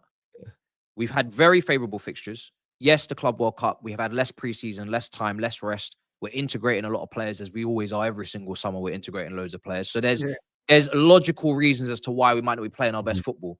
But that's why I say just get the result. If you get the win, we can excuse maybe the performance isn't where it needs to be. Maybe we get stronger as the season goes on. Keep ourselves where we need to be in the loop, in the conversation, even if we're on the outside of it. And then we can get better. We can gradually improve when people start to understand each other's game. The new players start to bed in. I have no problem with that. But you need to get results. That's the only thing. We can't be out here dropping points constantly, falling behind, getting ourselves in conversations we shouldn't be in. I don't want to be talking about 5th place coefficient points this season or any of that rubbish. It needs to be strictly top 4 alongside Man City at the very least, and that's that. So for me, get the result. I'd like a performance. Obviously, I think we've got more than enough quality to have a performance, but it's down to the turf. I don't know at this point. I want to see Esteval. I want to see Garnacho. If there's a time, now you want to see Garnacho. If there's a time for you to win all the Chelsea Alejandro Garnacho, yeah, you want to see that listen, player, yeah? If Garnacho scores at Old Trafford and he sits on the advertising board in front of the Chelsea section, and he does that celebration with the smile, I will buy a Garnacho top. I will get Garnacho on the back of a shirt. That is, if that's a winner, if that's a big goal, if that's a celebration at Old Trafford, should be getting one now, regardless. Anyway, no, I won't be doing that. No, I won't be doing that. But that's what he needs to do. He has to score a goal that directly helps us win a game at Old Trafford, and he has to celebrate like that. Yeah, you're saving your money, man. Don't worry, man. You're saving your money. Don't worry, man. You know what I'm saying? But if you do all of that, bro, yeah, man, we will be off to a brilliant more start. Than just buy his top. You have to do more. If he does that, you have to do more. No, top's enough. Top's enough. What can you do, brother? A top. You know, expensive these tops are getting. We got to do a little tattoo. Are you stupid? Man said tattoo. No, we got to do a cinematic video. Tattoo. You need to get his tattoo, man. What are you talking about? Tattoo, bro. That's how crazy that is. Relax with that. I want to see a whole vlog for that, man. I want to see a whole vlog of you going there. I want to see a proper. I want to see a Matisse production, TV production. If that happens. I think if you ever finishes bottom of the prediction league this year, has got to get a big 6 tattoo. That's crazy. For a lot, man. Can't lie. I'll get a head now. I'll get a header though. I'll get a header. The old school and then the chewing gum. Yeah, we'll just get a header. We'll get a header. You imagine if I can't see Chelsea losing the game. I can't see it. A draw's not enough, Steve. Draw's not. I know you won't draw. Is Caicedo fit? Yep. Is Enzo fit? Yep. You've won the game. The midfield shit. Absolute That's fucking what I'm saying, shit. bro. That's where my game is. Them two are even 70% at it, rattling a few cages and getting about that midfield. You win that game. I'm telling you now. Yeah. And it's all right saying United have had a rest. They've also had 7 days to process that they've lost and to listen to that boring fucking fraud of a manager tell them how good they are and crying again in the dressing room. So they've also got to listen to that bullshit for a week. So at least you guys are out there doing things. And listen, Chelsea wins the game. They're winning the game. I don't see United doing it. I don't see them doing it. Even with Cunha, United are getting beat. Okay, there you go. Is he playing? Touch and go. Could be on the bench. Touch and go, man. We'll hear tomorrow. Touch and go, man. Shall I bring predictions in? Actually, super chat. Can do. Are there any Chelsea super chats? Let me get this one in. I see Matisse's name, but I see GRIZZ as well. Saeed says, "Big up, guys. I would like to apologize to GRIZZ for calling him Grill last time. It was the keyboard correction." And Matisse, "It's difficult to win big trophies with groups of kids. It's not nursery. Free Palestine." Now, big up, Saeed, man. If you sound like a genuine guy, so big up, man. Why not? I mean, we have won a trophy over the summer, and I think the PSG legitimized it a lot. So a trophy is a Carabao Cup, a trophy is an FA Cup. You can win those trophies with these players. If you can't do that, then I don't know what to say anymore. And I don't believe that we can't. So we can win a trophy. If you're talking about Premier League, then I understand exactly what you're saying. But if we're talking about cups, we can always win a cup. I would never go into a season thinking we can't pick up a cup. Newcastle pick up a cup. Palace got a cup. There's no excuse for not winning at Wembley. If you're in the competition, you got to go for it. So, yeah. I assume your answer will be the same for James, who says, "All we ever hear is Arsenal must win a trophy, but Chelsea have spent more and they get a pass. And people want to say Chelsea are a bigger club." Which pass? Don't get it. No Chelsea fan has ever said we shouldn't win a trophy this season. If you find them, report them to me. Report them to the HMRC. HMRC Chelsea. You know what I'm saying? HMR Chelsea. You know what I'm saying? There you go, James. You've got the email. Predictions, Steve. Back to you. Man United, Chelsea, Old Trafford. 2-1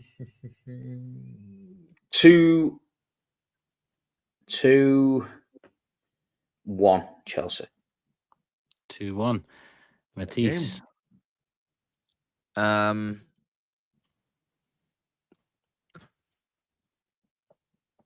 Sesko. Is he going to touch the ball today or on Saturday? What? Is Sesko going to touch the ball? Is he going to be involved? That's what I'm thinking. I'm trying to think about this. What? We've conceded 5 goals in the last 2. I'm trying to think. I'll go 2-1 Chelsea. 2-1. I can confirm Tobes has still not got his predictions in, so out. Oh shit! It's getting long. He's going off a cliff. I'm going 2-2. This is brilliant, man. This is good rules. Okay. So, Grizz. 1-1. And Saeed. Yeah, I was gonna say 2-2 as well, man. Yeah. We're not going for a win. Brother, are you all right, man? Good. This guy, is he Good. all right, bro? You're taking the piss, honestly. Are you taking the piss out of me, bro? He is taking the piss. He is. Oh, mate. That's all predictions in. 3 of us have gone with a draw, and there's a couple Chelsea wins there. And Lee got the super chat in regarding, Chelsea Matisse. Did you not see this man standing outside the fence, watching training like an outsider? Matisse, you must. And a Garnacho goal would be cinema. Absolutely, it would be cinema. It would be cinema. So would United beating Chelsea though? Was it? Bro. Is that not really cinema? I mean, that's good cinema. As well. That's not good cinema, man. Listen, I can see it. I'm not gonna lie. I was. Why didn't you say it then? Because Cunha. He's gonna do this. He's gonna do this. He's gonna do this again. Yeah. Why did I ask Cunha? I asked Cunha. That's why I asked Cunha. When he said no, I said okay, no problem. It's 50-50 though. It's 50-50. Yeah, that's not good enough, innit? That means he's not fully fit. Okay. Cool. Cunha was playing, and they had Cunha and Bremo and Sesko. I would have predicted Man United win. Just me. But that's why I'm bottom. Yeah. Yeah. That's why you are. Yeah. Well, actually, Right now you're not, but yeah. Well, actually, I'm not. So hold that. Well, Tobes. Let's see what happens with Tobes, man. What's going on? I hope everybody does brilliantly. I mean, that's not possible because we've all predicted different things. But I want Tobes firmly in the mud after this game. Mud. Yeah, that'll be perfect. Oh, he's gonna be so angry. No, he can't be angry. He actually can't be angry. He needs to chill. He Yeah. Even if he's angry, fuck it. He gives a shit. just literally put a cat in his face and he's done. So who cares? Yeah. I said put a cat in his face. Hey, Mods, I'm gonna help you out. Whoever's in the back. Mods, man, what are you sleeping, man? Let me put slow mode on. Let me put slow mode on because I forgot to do that. One of them was actually speaking to me. These bots, man. They were saying, "Yo, man, you're right," and that. So they're actually real people. Like, genuinely, they was interacting with a bot. They were interacting. Hey, what did you say to it? I didn't say anything, but I was thinking, were they actually going to talk to me or not? And they were actually saying, "Yo, what are you saying? Like, you're all right," and that. So wait. They spam the chat. You acknowledge them. They say, "Hey, mate, how you doing?" And then they carry on spamming the chat. Bro, I'm telling you now, wallahi. And then I said, "You sad guy." I said, "You sad guy, bro." You've been speed dating with bots. You've been speed dating with bots, innit? Yo. That's what you've been doing, innit? Bro, when you're lonely at night, there's no one watching your stream, Garnacho, no one wants to listen about it. United fans all want to That's the members section. That's the members section. When there's comments saying this is the most inspiring content I've ever seen, little stars replying. You can't say he's not a trendsetter. People have got members only, he's got bots only chat. Bro, I just wanted to know how sad are you, man? Like, bro, what are you doing here, man? Like, all of this, different accounts. Bro, it's like you must be sad though to make all these accounts, bro. So I said, "Yo, yeah, it's the saddest thing I've ever seen. I'll be honest, it's one of the saddest things I've ever seen. There's levels to this sadness, and that's bottom tier right there. Saddest only. It is all mad. Cool. It's all mad in the Just a reminder, now we've moved on from the 2 big 6 fixtures. We are live Saturday, 5 p.m. for Man United Chelsea. Geordie will be the United rep, Matisse in the building as always, and we'll be back live again 4 p.m. Sunday for Arsenal versus Manchester City. So, man, I'm saying only bots. I can't lie, that's a good name. Bots lives matter. That's crazy. What's Cool.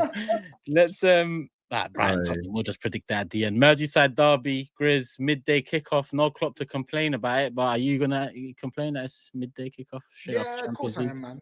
I hate midday games, man. But it is ways you have to get. Thankfully, it's at home, so that lessens the jeopardy around it. But yeah, man, Merseyside derby, Everton are looking good, man. A lot of people had them down, but they've started off the season well. Obviously, our kid Jack Grealish over there as well, doing bits. So far, he's been a star man for them. So far, he stood out, but we have to nullify that, man. We have to. For me, the key to Everton is always getting an early goal, because the more you let them frustrate you, the tougher it gets. But if we get an early goal, then we can really relax the ball. Obviously, saying that, we've let a few leads slip. But I think, as I said earlier, I'd like to think we're getting smoother and we're getting more in control of things. Team lineup wise, I think again there'll be a couple of changes, maybe possibly. I think, I think up front, you're right. I think Isak may start again. Then I was thinking Isak probably won't start. Ekitike will start, but his performance, like Slot said, he goes, "Oh, he surprised me with his fitness." So I think it will be. Salah looked much better. That was his game. He nearly scored a wonder goal. I don't know if you lot saw it. As soon as he scored that first goal, then 10 minutes later, he done one of his like ones where he cuts in and just blazed it wide out doing a bad boy goal. He should have scored a hat trick, because then Wirtz set him up with a beautiful assist. Would have been Wirtz off the mark as well. So the link up's coming. And Gravenberch and Szoboszlai are the first 2 names on that team sheet after Virgil and Alisson and Mo. It's Gravenberch and Szoboszlai. They will be key against Everton, because we know what Everton are all about. But we must score the first goal. We haven't conceded. We haven't gone behind. I don't want us to go behind against Everton. Everton are one of the worst teams to go behind against. But yeah, man, I'm confident. We have to keep it going. 5 wins out of 5 will be beautiful, beautiful start to the Premier League season. Because obviously, someone's going to drop points in the Arsenal-Man City game. You know what I mean? And people were saying, "Oh, Grizz is secretly wanting City to win." Yes, it's not secretly. I'm openly saying, it's not secretly. I'm openly saying, yeah, I prefer City winning than Arsenal on Sunday. Is it Sunday? Yeah, Sunday. So yeah, man, crucial weekend. One of us is going to drop points. I don't want it to be us. I want it to be obviously in the Arsenal City game. We need to get 3 points. It's a must. Is this the best Everton team you've like for a little while? Yeah. Well, the best form they've been in, innit? I think for a while. For a little while. So they're looking good. Yeah. Moyes is a good coach, man. Everyone, we talk about coaches and old school and dinosaur, this, that. Moyes is a proven good coach. And he's gone back there. He doesn't get enough respect. Yeah, he doesn't. He doesn't. This guy was at Preston when I was in diapers. He's now at Everton in 2025 and he's still doing it. Look how many managers have been and gone and fallen off and expired. This guy, he's won a trophy at West Ham a couple of years ago. He's now at Everton. And he actually is looking like he could push them into mid-table. Like, obviously, they've had investment, new stadium, the vibes are up, but he's proper, man. He deserves a lot of credit. 100%. He's an old school coach. He's a good man manager. He's one of the old rare breeds, yeah. And look, you just only have to see the difference he's made in Grealish's life. Like, he's took him under his wing and got him playing football. And he's we need Grealish too. Yeah, we need Grealish. There's a bit of difference with him now. Everton have been held back for decades with the stadium. You know, we've all got modern stadiums. We've all got hospitality situations where you can spend, people bring corporate money in, and that. Everton have never had that. They had a marquee in the car park. I've been to my mate sponsors Everton. He's took me there every year. It's fucking horrendous. I'm talking horrendous shit. You ain't paying fucking big dough for that. So the transfer budgets have always been lower. They've always had to wheel and deal. Now they've got a stadium. They've got forecast projections. They've got advanced ticket sales. They've got activities going on around there. They can literally now start to be a modern day football club. So signing a Jack Grealish is a statement that they're paying a lot of his wages. They went and got Tyler Diblin from Southampton, who's a great up and coming young player.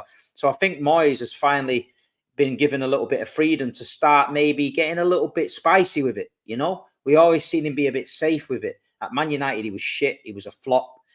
At West Ham, I think they're the same. They're held back. That the owners hold them back a little bit. So Everton's a good football club, and like you say, they've been in Liverpool's shadow for many years, and now they've got a stadium and something they can be proud of. So I watched them the other day against Villa, and they're okay. They're a lot better than what they was. But to go to Anfield Derby Day as well, it's going to be tough for them, you know. Yeah, the midday is the only one where the atmosphere won't be as electric as it would be if it was an evening game. If it was a 5:30, 7:30 game, I'd say, yeah, let's go and put it on them and really take them to the cleaners. Midday after a Champions League, toughish game. We made it tough. 2-0 up, we shouldn't have made it as tough. We weren't able to make the changes or the substitutions that we would have made.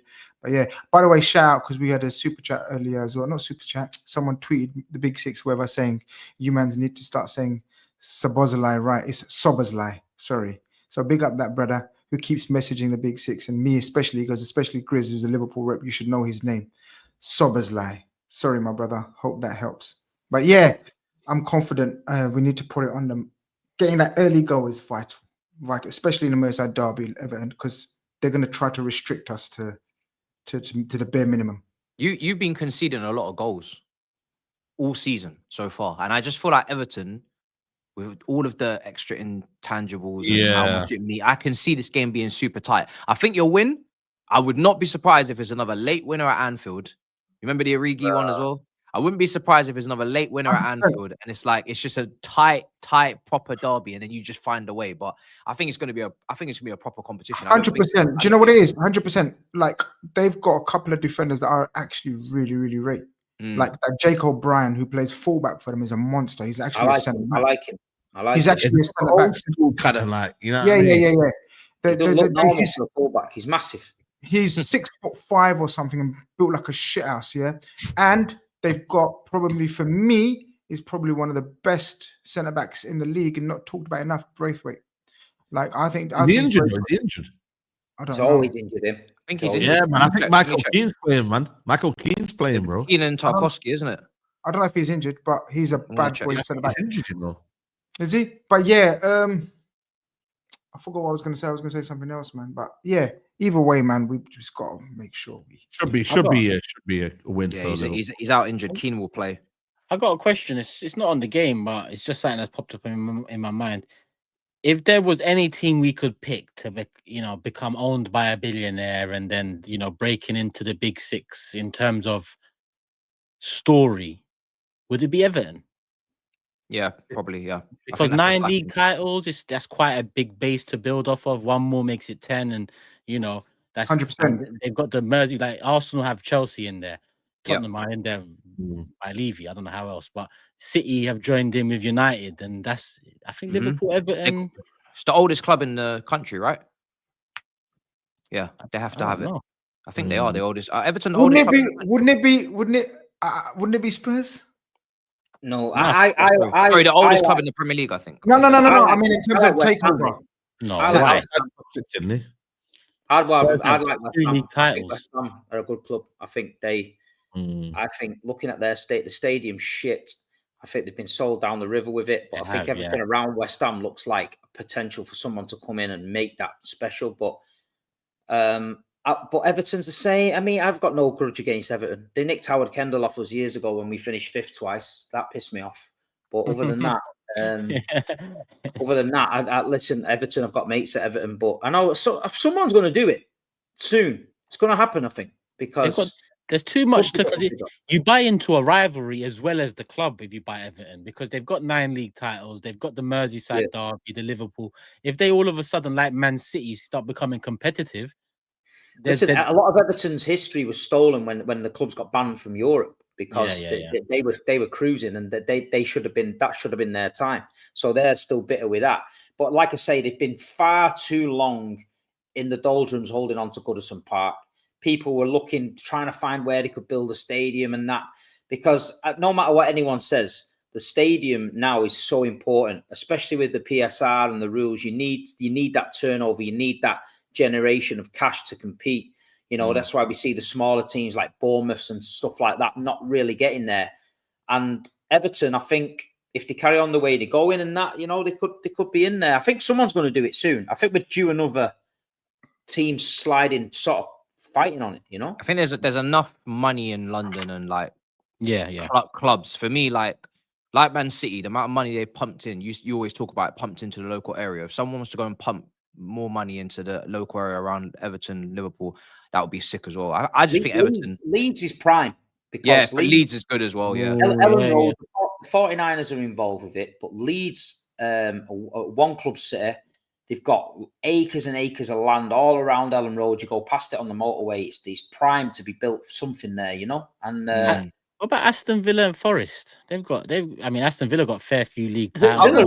Villa got good owners. Villa are all right. It's PSR that's stopping them, isn't it, really? It's the PSR. And this is the problem, though. Like, it's PSR that's stopping because of the global fan. You still need a global fan base as well. You need revenue. You need I'm not having Forest. I'm not having Forest. I'm not having. I'm gonna say. Forest already broke a whole heap of rules. No, what are we talking about with Forest?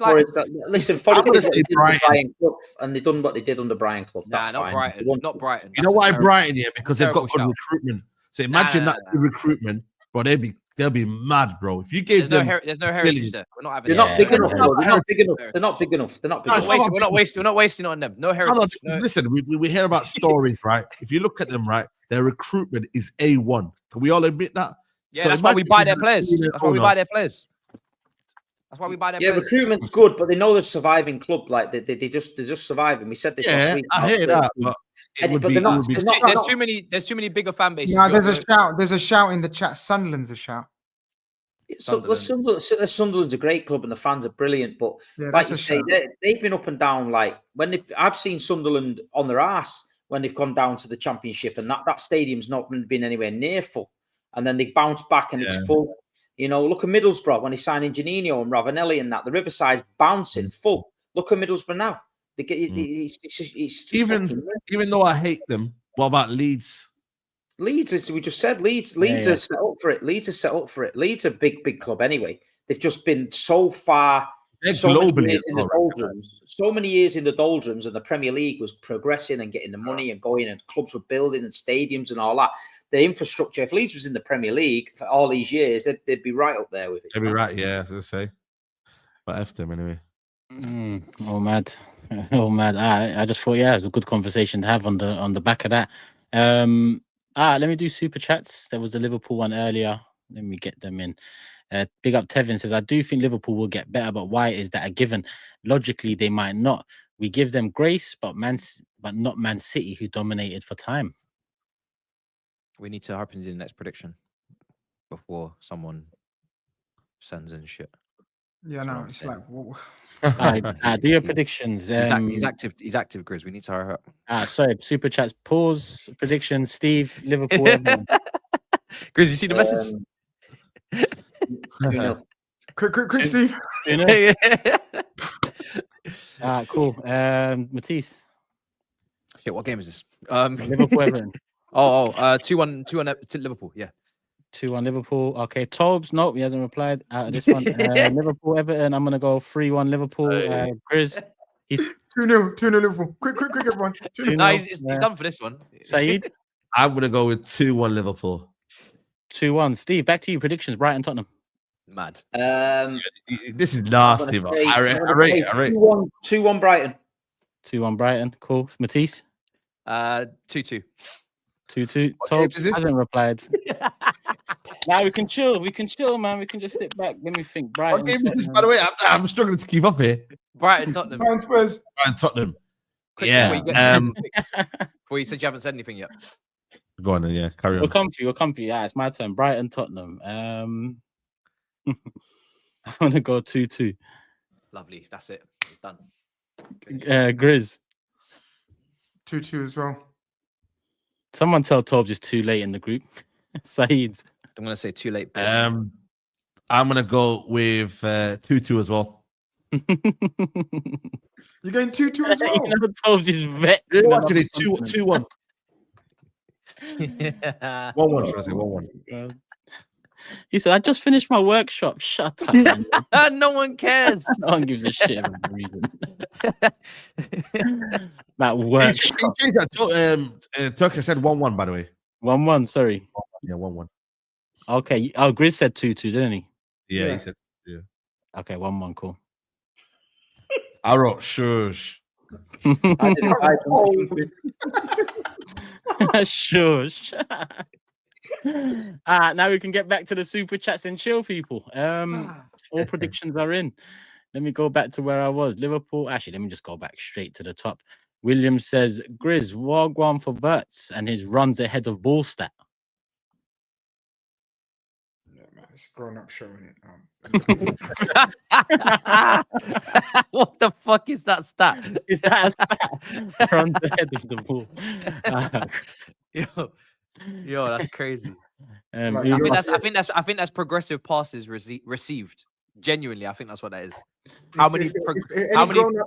If any grown-ups watched him play against Atletico Madrid and don't think he's a baller, I have nothing to say to progressive you. passes. He played very, very well, and he should have scored. Yeah, what was that about the stats that Sky Sports keep inventing for Vert stats seen the other day?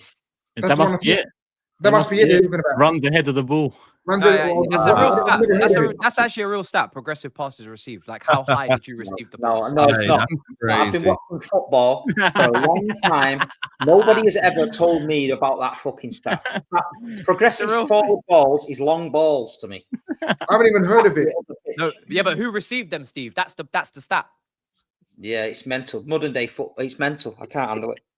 But yeah, just going back to Verts, he was class against Atletico Madrid. Should have scored and should have got at least 2 assists, at least. Salah, I mean, that goal would have been poetry if you lot saw it, that move. And he was instigating it. What's he put? That's funny, man. It's like she's trolling. He's finished. Everybody's trolling.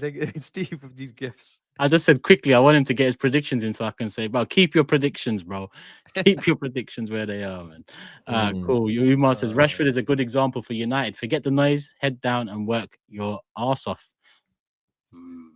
Does Sir Isaac Newton have good chance to have 007 like Benjamin Tesco?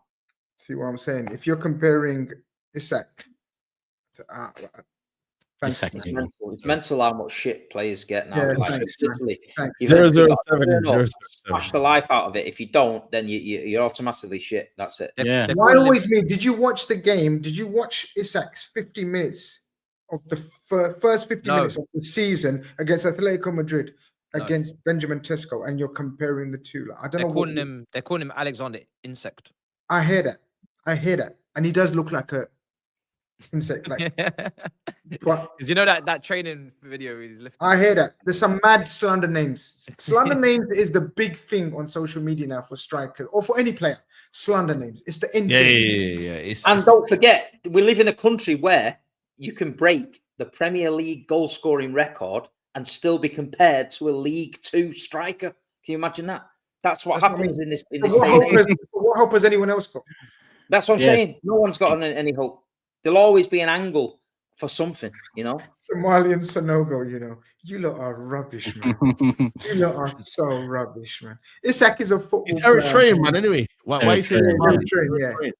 Yeah. Big up Eritrean, man. They're saying Johnny Bravo was made up by Grizz. Now he's complaining. I didn't make it up. No. Okay. Remember the guy on the mob? The guy on the mob made it up. Yeah. Oh, is it? Okay. It was a bad Jay, you got that wrong. It wasn't Grizz. Big up Dennis. My G, it's been a little while. Big shout out all the way from Thailand. Listening to you, man, on my morning walk. Love for the love. Come on, my bro, Dennis. Hope you're good, brother, as well, man. Love for the support always, man. And enjoy your walk. Good question here from Ryan. It came in very early on, but I thought I'll save it till the end. I say good question, is it? Or is it? No, it's not. It's not really, is it? It's not.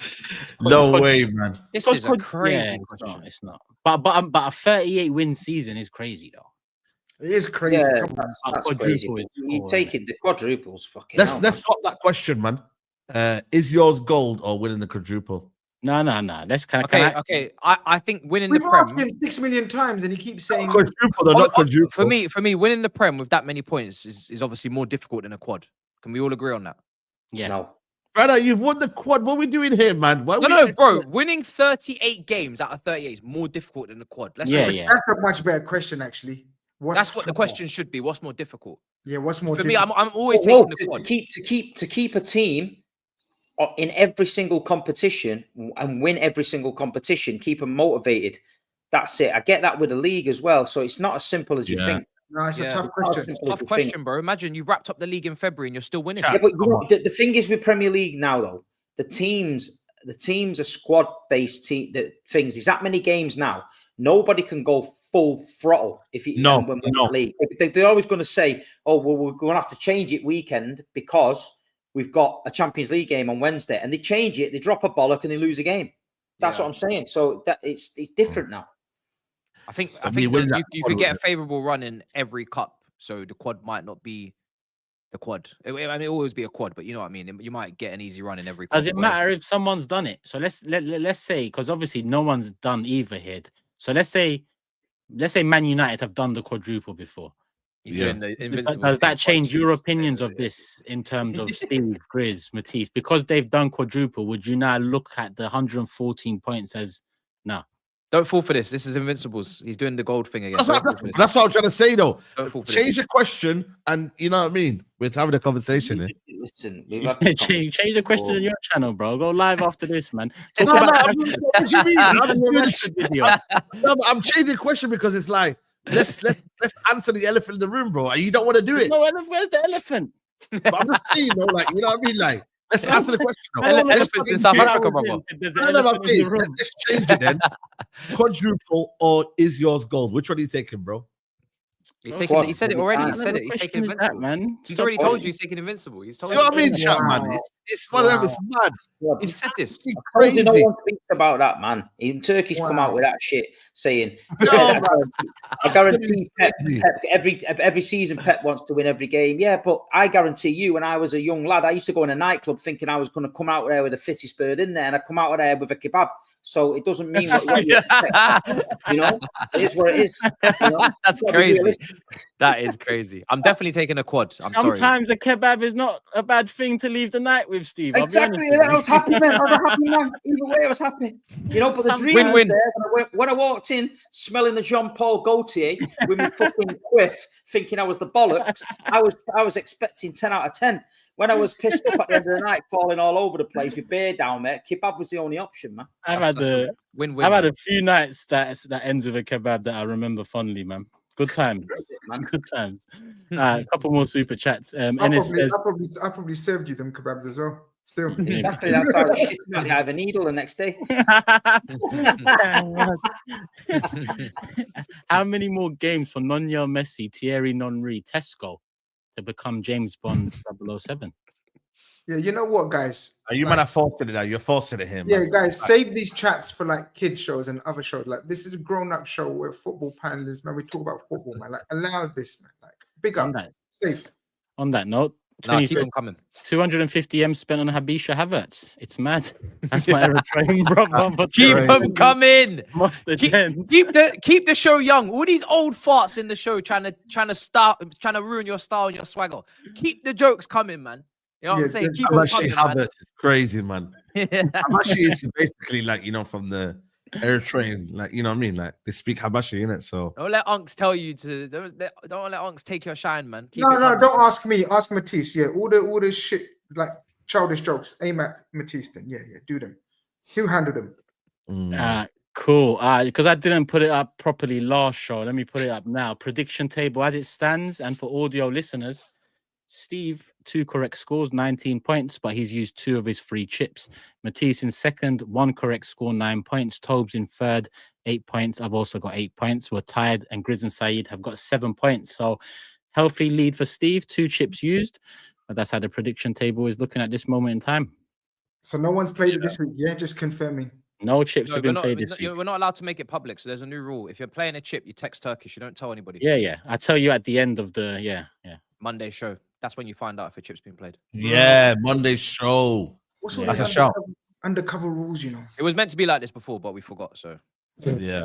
Yeah, well, then you're going to go all weekend getting giddy, thinking you've got loads of points, and then someone. Exactly. Yeah, that's what I'm saying. Did you get that's the whole point. disappointed? Yep, that's the whole point. Steve finished us off last week. That can't be right. That can open it up to any kind of abuse, because if someone has a good, too early. you could turn around and say, "Oh yeah, well Matisse played the chip. How the fuck do we know he played the chip?" No, there'll be a screenshot of a Send date. it to me. They have to send it to Turkish, and then you have to send it first before predictions are made. Before 10 p.m. on Thursdays, whenever, that's when the chip has to be in. If it's not in before the first prediction, it's not counted. Yeah. Because imagine if we found out on the Monday that you played a chip to take all our points when we was all It's a thinking bomber. about how many correct scores we got. That would mean hilarious. Yeah. Oh, this one's just coming from Microwave Palmer. Would you rather have Prime Rooney or Prime Kaka in your team? Prime Rooney. P.S. This Van Dijk guy needs to stop with having multiple primes. For fuck's sake, man, when and where's the job? I mean, I just answered Rooney just like that, but Prime Kaka, Ballon d'Or. Prime Kaká was for like 3 years, man. Come on. Let's like, if we're just picking the prime though, like he used to glide across the pitch like Come on, let's man. I do hear it. He agreed to sign for us, innit? You know. Oh, I remember that. Oh my god. I do hear it. Kaka, I do hear it. Prime Kaka is ridiculous, but Prime Rooney. For me, as a Premier League club, I'm taking Prime Rooney because I know exactly what I'm getting. Yeah, you know, not that Kaka wouldn't smash it here. I'm sure he would. Yeah. But Rooney is certified. Two different positions as well. I don't know why Rooney was a very different different animal. positions. Kaka would have been insane, man. Yeah, exactly. It's never cool. get the good Brazilians, man. We always get the scrubs over here.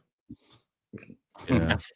I think that's it, people. On that note, all predictions are in, aside from Tobes's, who's still finishing up at his workshop, I believe, but he'll be back on Monday. No chips have been played, or I'll let you know on Monday if they have been, but actually I've already let you know there hasn't been, but moving forward, I won't be letting you know till the Monday. And yeah, we will keep it moving. Mob Saturday, Mob Sunday, main show Monday. 3 days back to back to back. Big Six. We will be here live, so make sure you're here as well, people. And yeah, hit the like button, make sure you're subscribed, and love for the love. We'll see you again real soon. Peace. We're out. Oh, sorry. Matt says, making sure I get this in early so Turkish can't end the stream this time. Don't go anywhere. That Eto take will live on. See you later, Matt. Love for the love.